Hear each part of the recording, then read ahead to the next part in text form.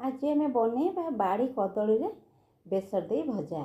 सांग माने देखंतु मुई बाड़ी किछि कदली आनिछि आ ताकु भल भाव रे धोई चोपा छड़े पीस पीस करी काटी नेइछि।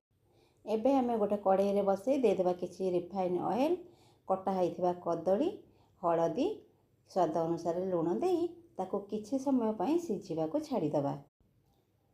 सांग माने हमर कदली तो सिझी गलानी, ताकू बाहर कर नै आमे कढ़ाई रे दे देबा किछि रिफाइन ऑयल, पंच फुटण दे ताकू भल भाव रे भाजी न। एबे हमर कदली भजा भल भाव रे हे गलानी, ता धरे आमे दे देबा बेसर, सोरिष, जीरा, रसुण, लंका दे के आमे गोटे पेस्ट बनैछे ताकू दे के आमे किछि समय पई भल भाव रे भाजी नबा। हमर भजा हे गलानी रेडी। एबे ताकू गोटे प्लेट रे बाहर करि नबा।